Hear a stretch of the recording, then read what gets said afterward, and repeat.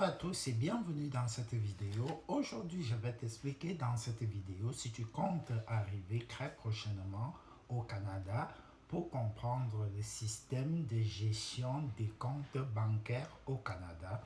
Ce système, il est fonctionnel au Canada et aussi aux États-Unis d'Amérique.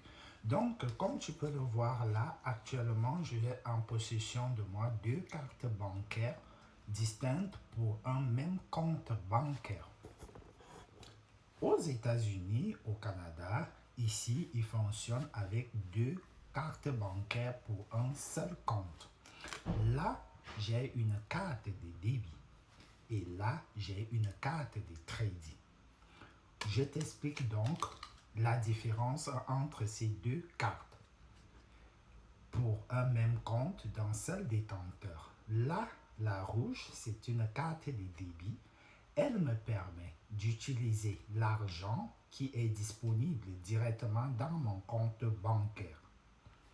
Cette carte, je peux faire des achats directement en magasin et retirer de l'argent au distributeur.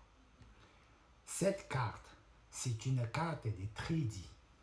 Ça veut dire la banque me donne cette carte, elle est fournie, il y a de l'argent dessus et cet argent appartient à la banque. Lorsque j'utilise cette carte pour payer, c'est la banque qui paye pour moi et moi je dois rembourser plus tard à la banque. Cette carte, elle a des fonds en fonction de votre situation. Elle peut commencer à 1000 $, 2000, 3000, 5000 et le plafond peut augmenter. Il y a certains avantages qui sont dans les cartes en fonction de là où tu payes et de là où tu fais généralement tes achats. Donc ici, cette carte, quand tu l'utilises, tu dois rembourser l'argent et il y a des intérêts. Il y a 20% par exemple pour certaines banques, 22 voire 24,99%. Il y a un moment pour rembourser.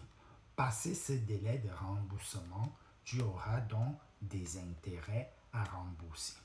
En gros, l'argent disponible dans ton compte que tu as perçu par ton salaire ou d'environnement à utiliser en physique, en magasin et faire des retraits, l'argent qui ne t'appartient pas et qui appartient à la banque que tu peux utiliser à la fin du mois ou à la fin de semaine, tu vas rembourser quand la banque viendra chercher à partir de ce qui est disponible sur ton compte. Si la vidéo t'a expliqué comment fonctionne le système bancaire canadien, n'hésite pas de partager cette information et si tu as d'autres questions, n'hésite pas de les poser en commentaire et abonne-toi.